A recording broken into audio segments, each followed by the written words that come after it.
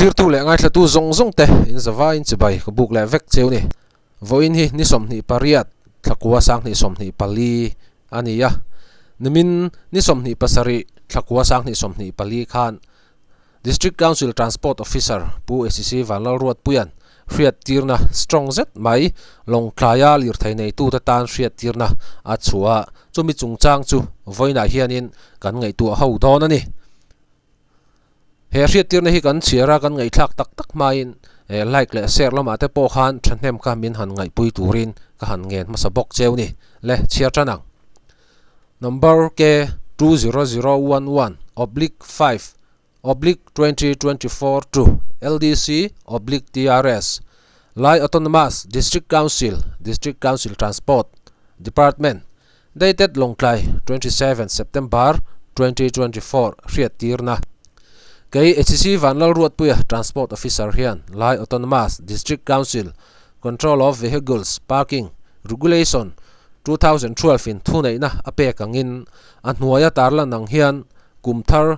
January ni khat sang ni somni panga tangin Lai Autonomous District Council Transport Department chuan roadside overnight parking fees a khondon to awangin Longklai town area chunga lir theida na garage nei lo ten ngai poimo a hun pek chunga motor da na tur garage nei ngei tura ngen le hriat tir kan ni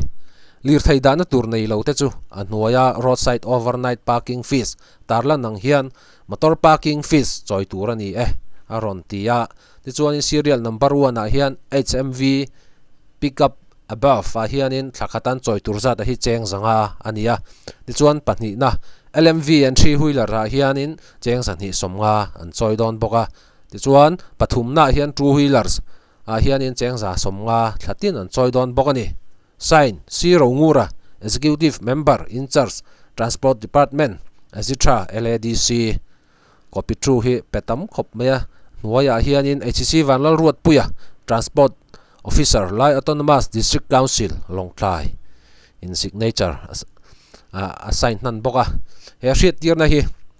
kan soito ang khan nimin ni somni pasari thakua sang ni somni pali ati chua ania he hriat tirna hi ka mu rual hianin tra kati ve maya ka support ve boka Longklai khopui chung kong pui hi azau maya AUC atanga Longklai College vengthleng mai khianin azau vek mai ni kongpui chia a omlo boka azau tha a tlana nuam a smooth tak hianin Longklai khopui chunga hianin kan tlan thei ni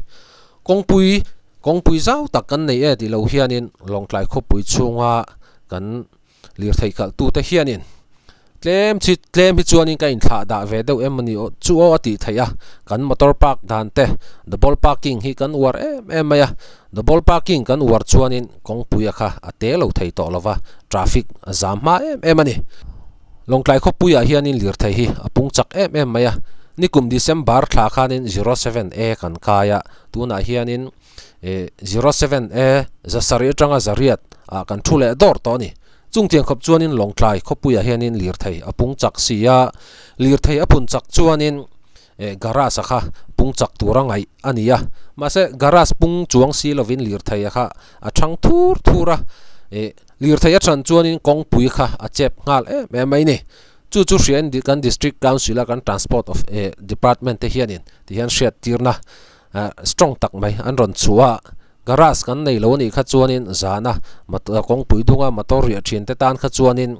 thlatin kha poisa choi kha angai to dona kan motor zirin cheng zanga te zani somnga te za somnga te kha kan choi angai to dona ni chuwan chuanin Longklai khopui chunga lir thei nei te po hianin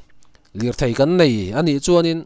garage te po hi kan nei dan te po hi kan ngei tu kha hun khop maya kan soile soinu lir thei athang chak sia kongpui a tot to bok sia chuwang chuanin zana le chuna motor double parking a kan park hianin harsat na tam tak ange min thlen thin ani chuwang chuanin kan ho tu te thu hi oila garage kha hei hunala tama January ni khat sang ni somni panga atanga he dan he hriat tirna hi man tran tur ani awangin hunala tamani chuwang chuanin lir thei kan nei thei ani kha chuanin garage te kha chu all samjok tura te po ngai taila a thawme tin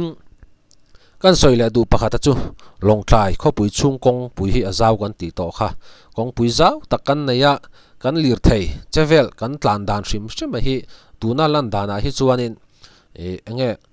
one len ang reng deuh hianin kan tlan thinin ka hria achangin two len in tlan thin maila kong pui a free tak tak kha chuanin one len in kan tlan thin ani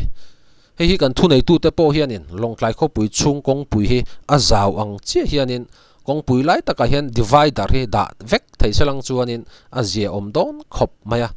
divider kan ti chu kai ain in shevek zokin rin oma kong pui lai taka avara an rin zai zai ang chi hi divider ania he divider hianin side by side ta min then sang tu ania he thil poimo lu tu kani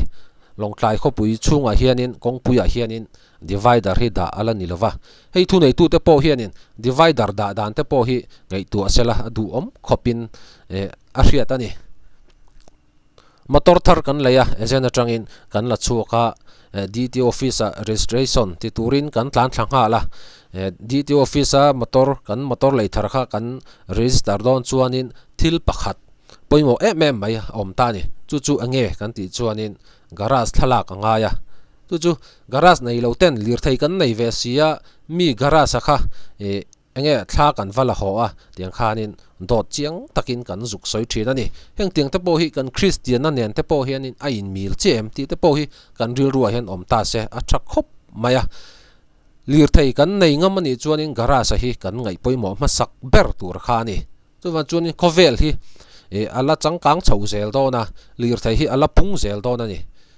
mo tuna changa kum thum rang nu a phei chuanin kan kong pui hianin min zo to lo mai thei chung tiang khop chuanin lir thei hi a thang chak sia kong pui dung mai da tanin lir thei changkang tak kan le hi a ui omani chuwang chuanin kan lir thei da na tur tal hi chu in salai te po hianin hei ka lir thei da na tur ka garage atan hemi block khat hi chu kan reserve tiang ti ngai tu na te po hi han seng ve deuh tai la thadon khop mai chuwang chuanin he hriat tirna District Council Transport Department point an chua hi ka support ema ka thlop tlat don boka ma se thil pakhat kan hriat ve tur chu hriat tirna thu chua thu kan chua rual hian a bo zui na lampang hi thu nei tu te lampang chan bok ania ange hriat tirna kan chua kan bo zui le chuang si lo hianin mi pui kan lo in thla da ma ve le thin khop maya January ni khat sang ni som ni panga tang hianin a zan tin chuna thei lo mai thaya ange kar khata voi thumemo zan thumemo hi han rau ni la kong pui dunga motor lir thei da anomem ti te po hi en dik na te po hi thok ngal thei tai lang ti chuanin ma son na hi alang chuak ngalin ka ring thlat ani le mizoram ma kan buaina bul ber chu garage nei lo lir thei nei kan tam to lu tuk hianin mi pui nun phung ati buain I hriam ti kha comment section ate bo khanin loi soi ve turin kan som hal bok che ni le khati zong kha voina video ka siam thei chu ni le ta mai ta se